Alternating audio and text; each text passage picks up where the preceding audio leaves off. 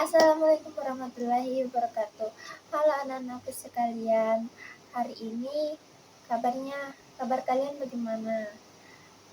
Apakah sehat semua atau ada yang sakit? Nah, alhamdulillah kalau sehat semua. Nah, sebelum kita belajar, alangkah baiknya kita memulai berdoa sesuai agama dan keyakinan masing-masing. Doa dimulai. Doa selesai. Nah, Ibu mau tanya, di sini hewan favorit kalian apa saja? Ada yang suka kucing kah? Atau kelinci? Atau ada yang suka tikus? Kayaknya nggak mungkin ya kalian suka tikus. Ada yang suka jangkrik, elang kah? Atau apa? Nah, kalau suara atau makanan dari hewan favorit kalian itu apa saja? Bagaimana? Kayak kan ke ayam kotek-kotek. Nah, kalau yang lain bagaimana? Nah, baik anak-anakku sekalian, di sini kita akan belajar mengenai rantai makanan dan jaring-jaring makanan di mana atau sering disebut dengan memakan dan dimakan. Nah, kita sekarang akan menonton video singkat mengenai sedikit penjelasan dari apa itu sih rantai makanan. Nah, kalian simak baik-baik ya. Nah, sekarang kalian nonton video berikut ini. Pak Tani pergi ke sawah untuk menanam padi. Dengan penuh semangat, Pak Tani menyiapkan bibit-bibit padi dan menanamnya di tanah yang subur. Setiap hari, Pak Tani merawat dengan menyiram dan membersihkan gulma agar tumbuh subur dan sehat. Musim panen berjalan lancar dan padi mulai menguning, menunjukkan tanda-tanda bahwa padi tersebut siap untuk dipanen. Dalam rantai makanan, padi ini berperan sebagai produsen, karena dia bisa membuat makanan sendiri melalui proses fotosintesis dengan bantuan sinar matahari. Namun, suatu hari datanglah segerombolan tikus-tikus. Mereka memakan padi-padi yang susah payah ditanam oleh Pak Tani. Dalam rantai makanan, tikus ini berperan sebagai konsumen tingkat 1 atau konsumen primer, karena dia bertugas untuk memakan tumbuhan. Ketika tikus itu sudah kenyang, ia langsung pergi. Namun di tengah perjalanan, muncul seekor ular dari semak-semak dan langsung memakan tikus. Dalam rantai makanan, ular disebut sebagai konsumen 2 atau konsumen sekunder.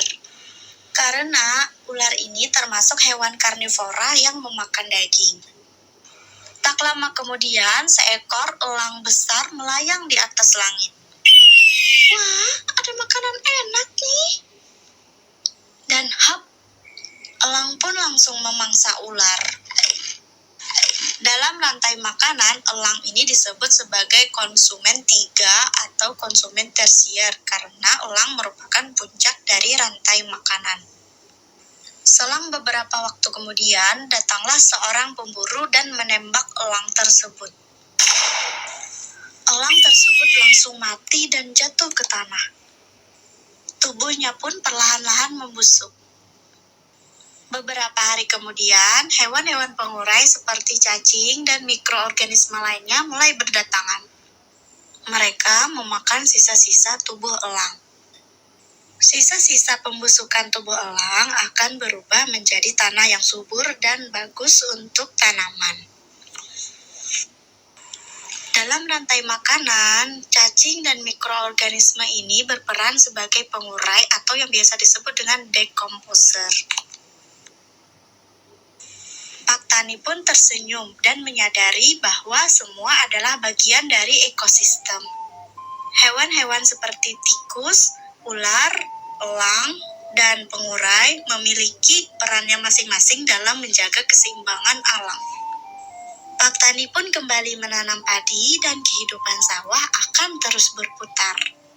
Rekan video yang Ibu putar tadi, siapa yang bisa menjelaskan atau menanggapi kenapa ada hewan yang memakan tumbuhan dan ada hewan yang memakan hewan sendiri atau kayak memakan hewan lain begitu. Bukan mereka tuh bukan kayak memakan tumbuhan semua, tetapi hanya ada satu yang memakan tumbuhan dan yang lainnya itu memakan hewan lain. Ada yang tahu kenapa bisa? Nah, kalau apakah mereka ini saling berhubungan atau kayak saling membutuhkan begitu antara tikus dan ular serta elang tadi. Nah, kalau kalau salah satu dari mereka ini misalkan salah yang hilang itu tikus tadi. Nah, apa yang terjadi kalau tikus tadi itu tidak ada? Kenapa apa yang terjadi ketika padi itu langsung saja dimakan oleh ular begitu? Ada yang bisa jawab? Nah, baik, di sini Ibu akan menjelaskan mengenai apa itu rantai makanan serta bagaimana keterkaitan tadi antara kayak produsen, konsumen dan pengurai. Nah, rantai makanan itu sendiri adalah serangkaian proses makan dan dimakan antara makhluk hidup berdasarkan urutan tertentu yang terdapat produsen, konsumen, dan pengurai. Nah, untuk keberlangsungan hidup mereka. Nah, selanjutnya di dalam rantai makanan tersebut terdapat yang namanya jaring-jaring makanan. Nah, jaring-jaring makanan ini sendiri adalah gabungan dari rantai makanan yang saling terhubung dan tumpang tindih dalam suatu ekosistem. Nah, kalau jaring-jaring makanan itu kayak pasti hewan makan ini lalu menyambung ke sana, kayak dalam jaring-jaring makanan itu saling berkaitan juga dengan yang namanya rantai makanan. Jadi mereka ini tidak dapat dipisahkan begitu. Nah, kan tadi setelah disebutkan ada 3 macam. Nah, ada produsen, konsumen, serta pengurai. Sekarang Ibu akan menjelaskan apa itu produsen. Nah, produsen ini adalah organisme yang mampu membuat makanan sendiri, kayak terbuat dari hasil fotosintesisnya sendiri, seperti tumbuhan hijau, semacam rumput, padi tadi yang seperti dalam video. Nah, itu termasuk produsen. Nah, selanjutnya ada konsumen. Nah, konsumen ini adalah makhluk hidup yang bergantung pada makhluk lain, kayak tidak bisa memproduksi makanannya sendiri. Jadi dia itu harus memakan hewan lain. Nah, dalam konsumen ini terdapat 3 macam konsumen. Nah, yang pertama itu ada konsumen primer, di mana konsumen satu ini merupakan pemakan produsen atau tumbuhan yang biasanya herbivora. Kalian tahu herbivora kan? Herbivora itu yang pemakan rumput dan tumbuh-tumbuhan. Nah, sementara yang kedua itu ada konsumen sekunder. Nah, konsumen sekunder ini organisme yang sumber makanannya itu pada trofik 2 sebelumnya. Nah, tingkatan ini diisi oleh hewan-hewan karnivora yang masih bisa dimangsa oleh hewan lain. Nah, hewan sekunder ini sudah termasuk hewan karnivora, tetapi masih bisa dimakan oleh hewan lain. Nah, sementara konsumen tersier ini, yang ketiga ada konsumen tersier. Konsumen tersier ini merupakan pemakan konsumen kedua dan seterusnya. Jadi hingga konsumen terakhir. Nah, konsumen terakhir ini yang disebut dengan konsumen puncak. Nah, biasanya konsumen puncak ini merupakan hewan yang tidak bisa dimakan lagi oleh hewan lainnya. Jadi dia ini yang titik terakhirnya rantai makanan. Dia tidak bisa lagi dimakan oleh makhluk lain. Nah, selanjutnya ada pengurai. Nah, pengurai ini adalah organisme terakhir dalam rantai makanan, karena pengurai ini merupakan organisme yang mampu mengubah zat organik menjadi zat anorganik. Nah, dia tuh semacam, kan tadi ada elang tuh.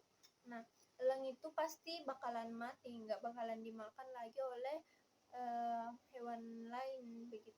Jadi setelah hewan tersebut mati, pasti ada seperti cacing-cacing ataupun tumbuhan yang akan mengurai di dalam tanah dan kembali lagi mendaur ulang untuk produsen tadi yang dari awal. Jadi mereka ini saling bergantungan antara dari produsen ke konsumen dan akhirnya ke pengurai. Nah, pengurai ini lagi kembali menjadi ke produsen. Seperti itu ya, anak-anak.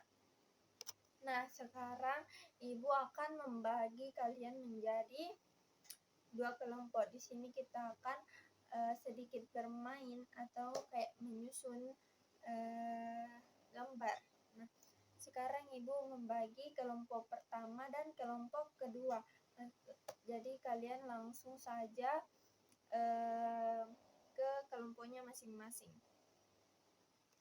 Nah, tugas kalian itu akan menyusun sesuai dengan rantai makanan. Nah, seperti ini ya. Jadi kalian mengisi di sini di bundar-bundarnya, susun dengan bagus dan tepat. Nah, kalian setelah ibu mau salah satu dari kalian perwakilan kelompok akan mempresentasikan hasil diskusi kalian atau hasil kerja kelompok kalian di atas untuk menjelaskan satu-satu. Nah, di sini kan sudah disusun ya. Di sini ada rumput, ada belalang, ada kodok, ada ular, ada elang, dan ada jamur. Nah, di sini siapa produsen pada rantai makanan tersebut? Ada yang bisa jawab? Nah, kalau konsumen puncaknya yang mana? Ada yang bisa jawab? Kalau peran pengurai itu seperti apa? Atau bisa dijelaskan sedikit bagaimana peran pengurai tersebut?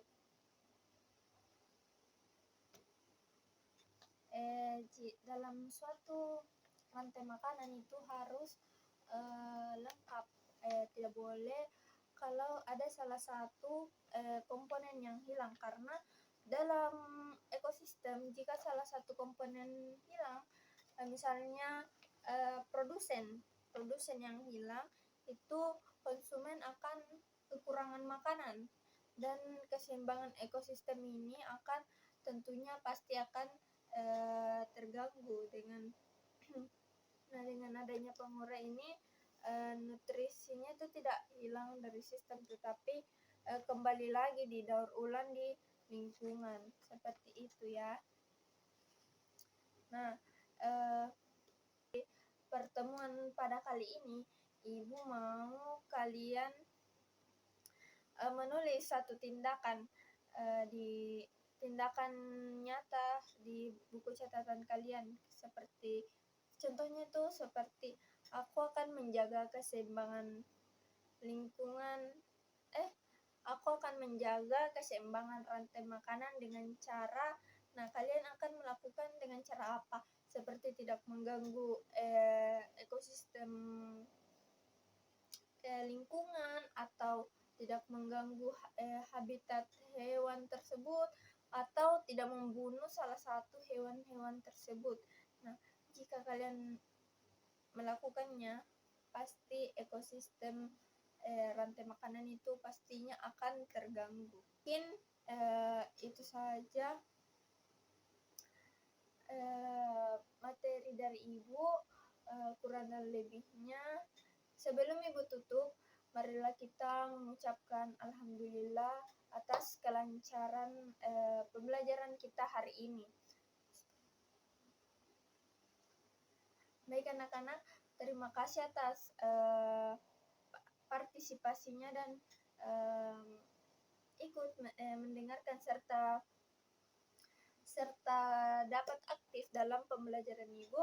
Lebih dan kurangnya mohon dimaafkan. Wassalamualaikum warahmatullahi wabarakatuh.